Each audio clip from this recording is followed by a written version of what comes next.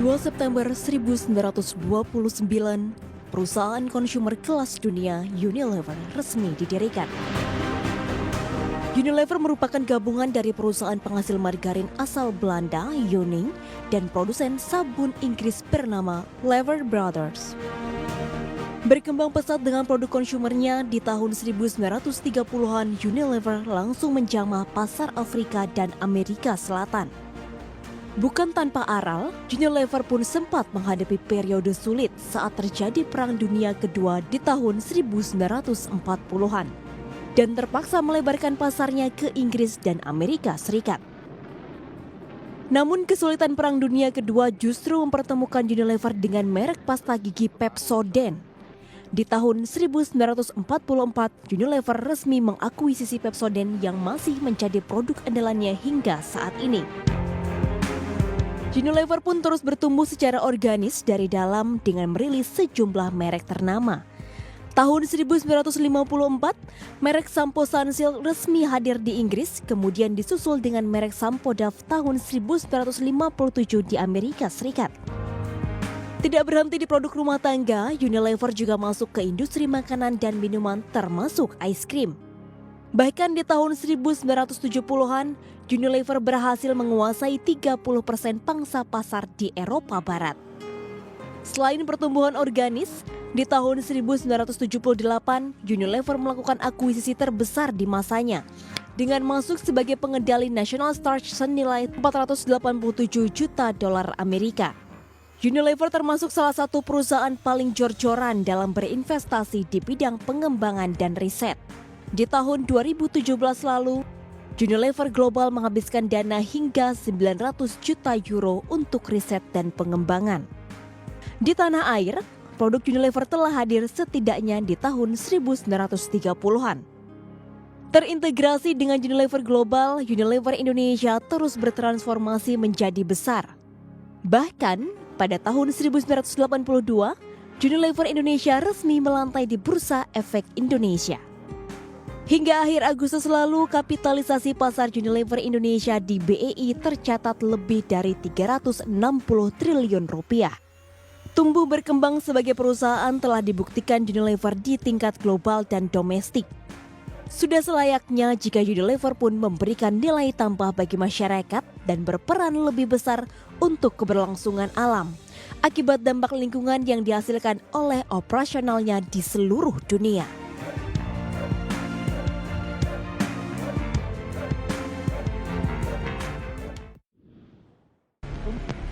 Warahmatullahi wabarakatuh.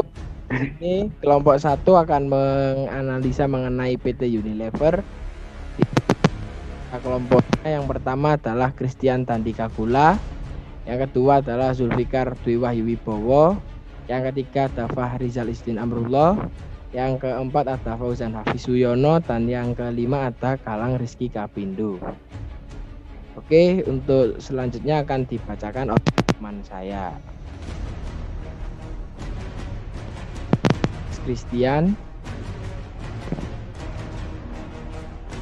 Next mas, pilihan strategi Unilever. Yang pertama, strategi fungsional.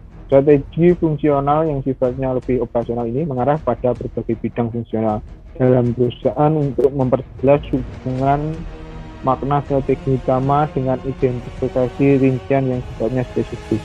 Dan yang kedua, strategi manajemen keuangan.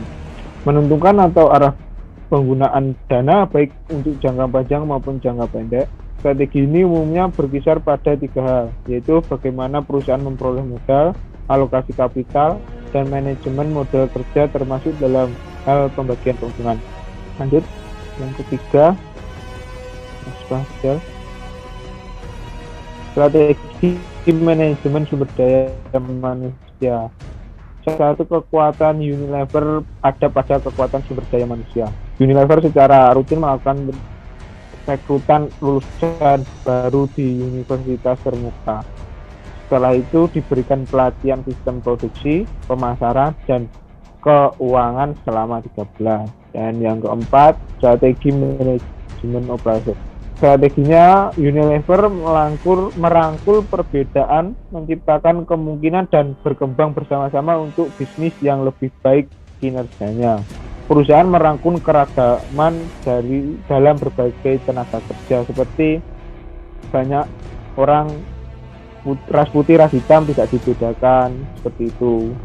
Dan yang kelima, strategi manajemen pemasaran. Unilever menciptakan brand masing-masing pada setiap produk, sehingga membagi pasar produk seperti Lifebuoy untuk keluarga dan Look untuk wanita.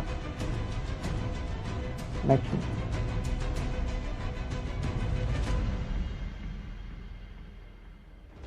Ayo selanjutnya siapa? Oke, yang selanjutnya ada kerangka komprehensif. Next, Mas.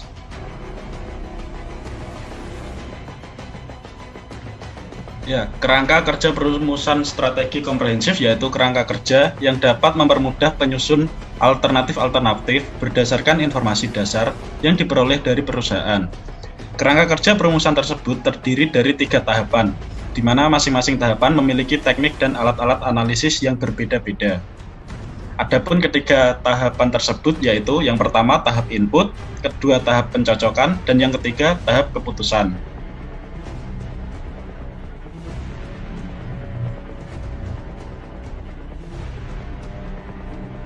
Tahap input dibacakan oleh siapa selanjutnya?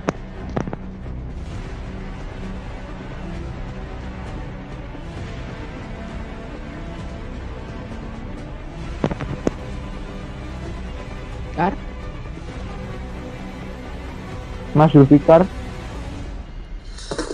Ya, untuk selanjutnya tahap input terdiri atas matriks EFE, matriks IFE, dan matriks CPM. Alat input membutuhkan penyusunan strategi untuk menguantifikasi secara subjektif proses perumusan strategi. Membuat keputusan kecil dalam metrik input berhubungan dengan tingkat penting relatif dari faktor internal dan eksternal. Memungkinkan penyusunan strategi untuk menghasilkan dan mengevaluasi alternatif strategi dengan lebih efektif. Penilaian intuitif yang baik selalu dibutuhkan untuk menentukan bobot dan peringkat yang sesuai. Nice.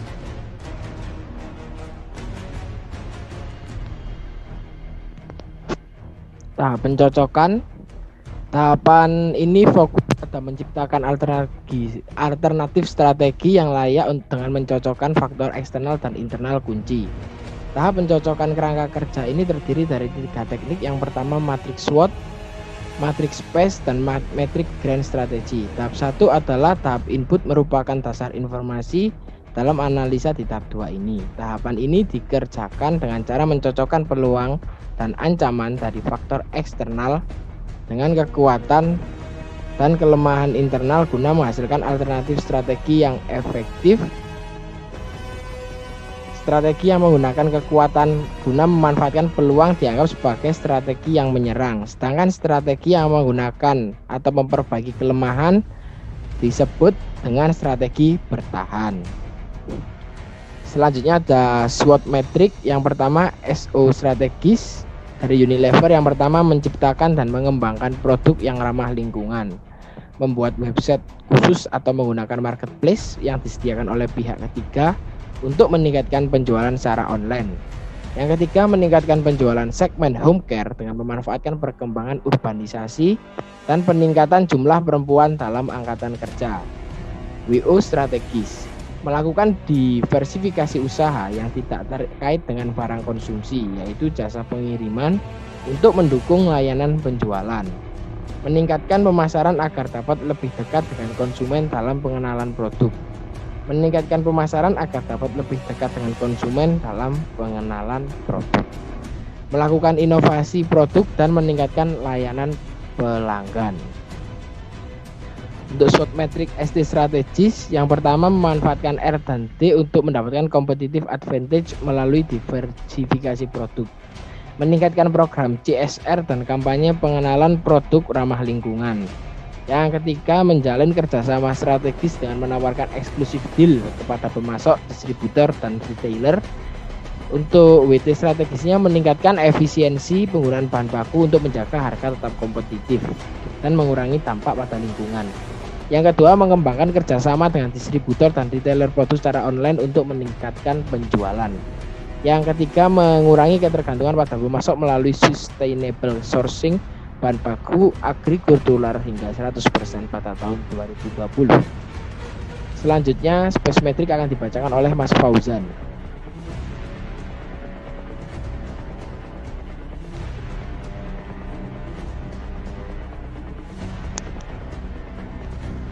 Fauzan. Ya, selanjutnya itu Unilever direkomendasikan menggunakan strategi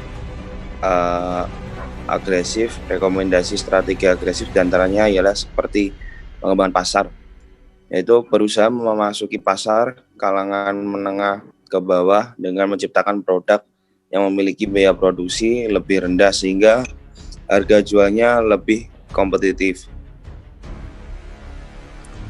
yaitu membuat varian baru dari personal care atau home care yang mengembangkan teknologi agar produk ini lebih sehat saat digunakan. Diversifikasi, melakukan pengembangan pada jenis produk yang diproduksi, tidak hanya terpaku pada jenis produk yang telah ada. Dan backward atau forward integration, yaitu memperbuat distributor dan penyedia produk. Dua pesaing lainnya, P dan G dan Coltec Palmolive, juga berada di kuadran yang sama dengan Unilever dan direkomendasikan menggunakan strategi agresif. Next, Mas.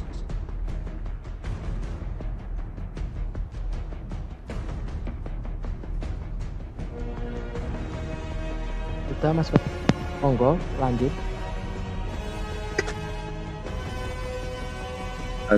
Yang selanjutnya yaitu BCG metrik. Metrik BCG secara grafis menunjukkan perbedaan di antara berbagai divisi dalam posisi pangsa pasar relatif pertumbuhan industri. Matriks BCG memungkinkan organisasi multidivisi untuk mengelola portofolio bisnisnya dengan mempertimbangkan posisi pangsa pasar relatif dan tingkat pertumbuhan industri dari masing-masing divisi relatif terhadap divisi lain dalam organisasi.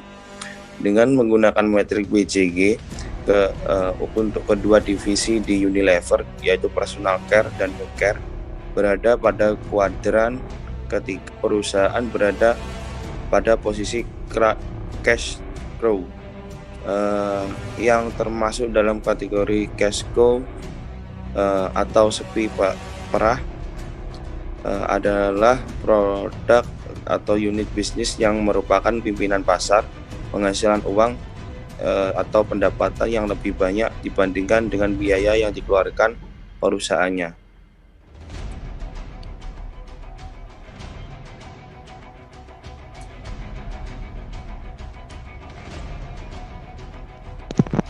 Selanjutnya metrik IA, jika melakukan analisis terhadap dua divisi di Unilever dengan membuat metrik IA, diperoleh hasil bahwa yang A, divisi personal care, berada pada kuadran ke-4, dapat digambarkan dalam posisi growth and build. Strategi yang cocok untuk dikembangkan untuk divisi personal care yaitu backward, forward, or horizontal integration, market penetration, market development, dan product development. Yang B, divisi home care, berada dalam kuadran 5, yaitu divisi tersebut paling sesuai dikendalikan dengan hold and maintain. Strategi untuk yang dapat digunakan dalam divisi home care adalah market penetration dan product development. Selanjutnya akan dibacakan oleh Mas Galang, Grand Matrix Strategi. Ya, yang selanjutnya ada Grand Matrix Strategi. Grand Matrix Strategi dapat digunakan untuk membantu perusahaan dalam menentukan strategi apa yang harus dilakukan. Matriks ini didasarkan oleh dua dimensi evaluatif, yaitu posisi bersaing dan pertumbuhan pasar atau industri. Berdasarkan analisis data dan informasi yang tersedia, segmen personal Unilever termasuk ke dalam kuadran 1, yaitu posisi strategis yang sangat baik. Untuk itu, Unilever dapat berkonsentrasi pada pasar saat ini, atau penetrasi pasar dan pengembangan pasar, dan pengembangan produk.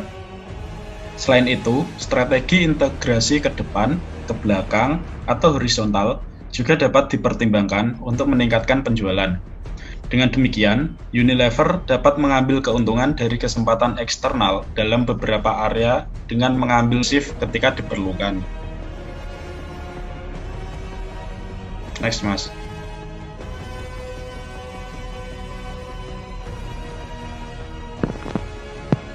Keputusan dibacakan oleh Mas Zulfikar.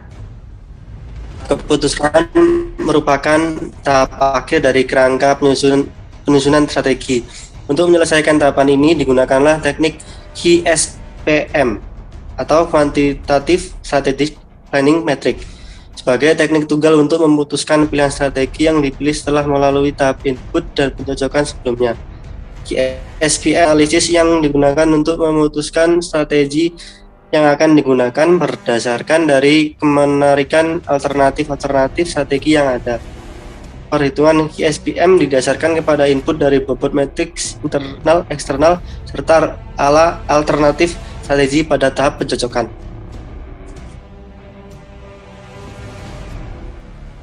Baik, sekian presentasi dari kelompok 1. Bila ada kesalahan mohon maaf. Assalamualaikum warahmatullahi wabarakatuh.